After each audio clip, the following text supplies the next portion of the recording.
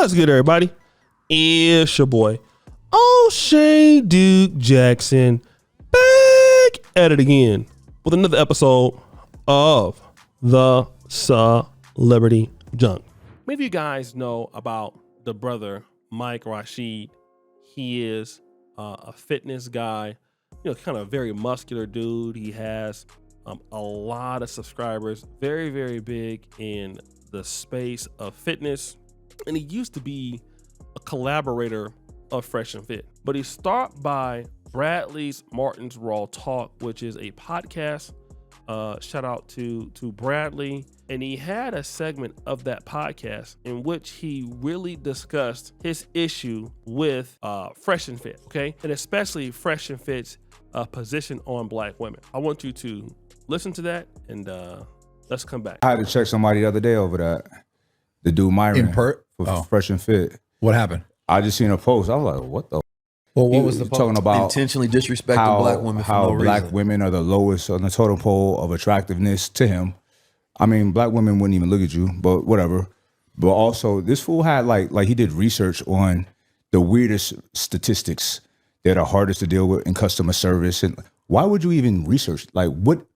Who conducted that study? For one, it's bull. Anyway, so I checked. I said, bro, you are a very interesting person. I've never met a person like you.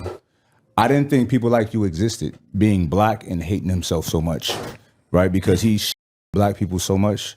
He wears the Ku Klux Klan hood, like it's just goofy. It's like, bro, they don't like you.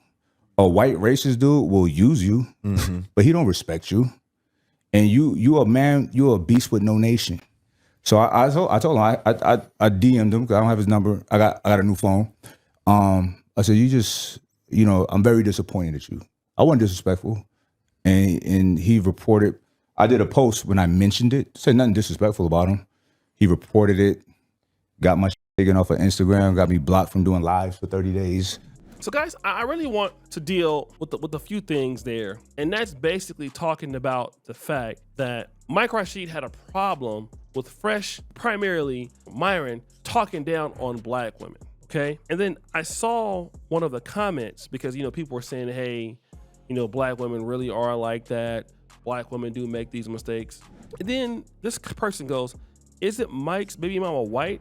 I find it funny that the same guys that claim to be pro-Black are always with other races of women.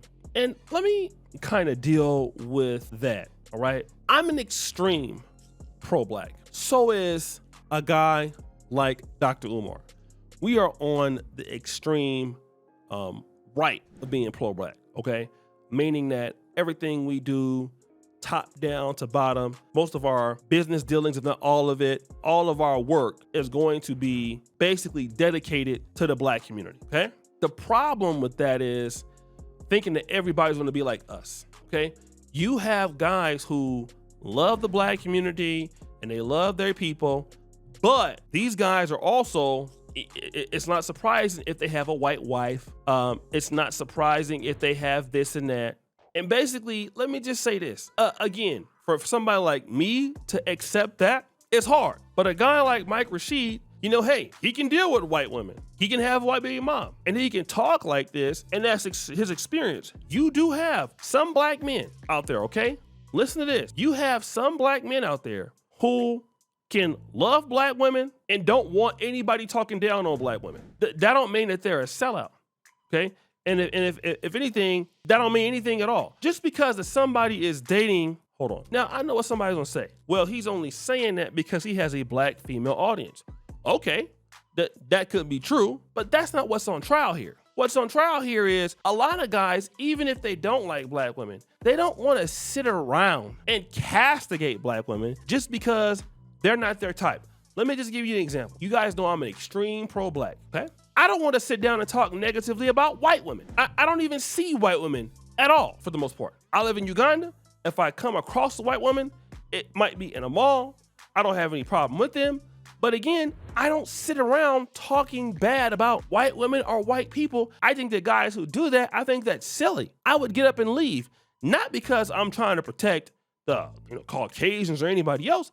I just think that it's pointless to do that. So why would I engage in that? It doesn't make sense. So just because he might not want to deal with a black woman or he might not be dating one, that don't mean he want to sit up there and talk about them or talk negatively about them, because most guys have somebody in their life that's somebody black. For example, I know y'all not gonna want to hear this, but my mom is still black. My grandma is still black. These are black women in my community that have helped me do stuff. I have girlfriends that have been black. My manager of my studio hair is African and is black. Jonita is black, okay? I have women in my life that I love that are black.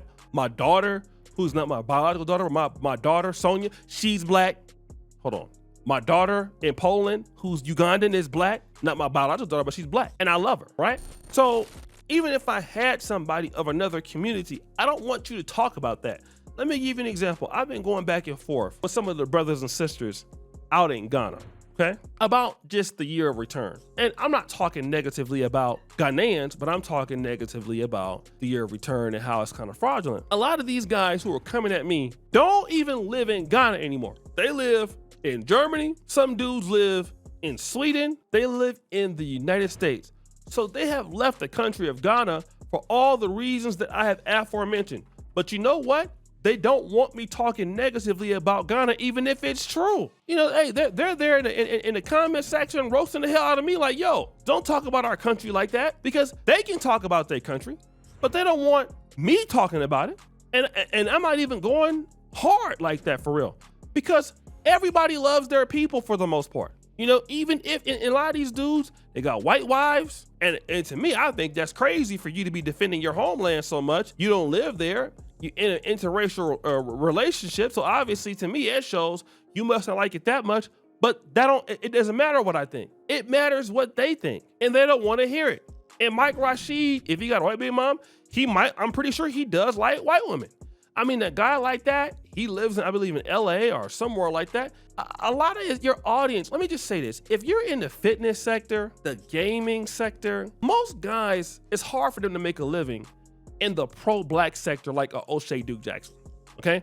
Most people, when they're in the fitness sector, they happen to be black, but they have a whole different audience. And a lot of the times, for them to make it, they're dealing with the industry as a whole, which is not a black-dominated industry. So when you get into that situation, you're dealing with multiple cultures, multiple races, all of the time. It's just how it is. I went to medical school. Want to know how many blacks were in our class? Like 3 out of like 40 students. And I think I was like, we had one more African-American. Her name was Annie. Shout out to her. But everybody else, well, one dude was from Ivory Coast, one dude was Nigerian. So everybody in our class was from the States was white or Indian or Asian. And guess what? We had to learn how to get along with each other, even though it was very easy, like I said, but that was the situation. Those were our friends at the particular time. Does it make it wrong? Does it make it bad? No. But when you're dealing in big industries, a lot of your friends and coworkers and colleagues are not going to be black. And guess what? What does that mean? That means that you're probably going to end up in some kind of level of cheek clapping. I hate to say it, all right? For most guys. Everybody is not going to be like O'Shea Duke Jackson and basically say, you know what? I'm just going to deal with the black community all my life and not deal with nobody else. That's not what everybody does, man. Most dudes, they love their people, but if they get an opportunity to do something else, what do? That don't mean they don't love their group. Let me give you an example I'm talking about. So I wanna take this a point home. When I first got to Poland, my first night, November 16th, 2015, almost 10 years ago, I was in Warsaw. There was a young lady that I came across. Beautiful Polish lady. I felt somehow almost, listen, Dr. Umar would have been mad at me. I was about to sell out, okay? You can't, don't ask me how it happened, but I felt a connection to this young lady, and I felt like if I would have ever got her phone number, I was about to be out here booty clapping it up with the white keep it hype. It just so happened that I didn't. I went about my business, and I was still with the brown lay it down, and I've been that way ever since. But if I would have got her number that night, the way I was feeling, your boy could have went out here and I would have it up. Would have had some light-skinned kids looking like Steph Curry. That could have easily happened. Would that have changed my position on the black community? But no, I would have just looked like a hypocrite, even though I like black people, but I'm over here with the white keep it hype and I'm clapping cheeks. Okay, I know it's weird to be with the white keep it hype and clapping the cheeks, but everybody is not going to be an extreme pro-black like me, like Dr. Umar, like some of the brothers is really hard in the Pan-African or the FBA world, most brothers is not gonna be that about it like that. It's not gonna happen. So guys, what do you think? It's your boy O'Shea Duke Jackson back at it again with another episode of The Celebrity Junk. Thank you for all that you do. Subscribe, hit the bell. We're out.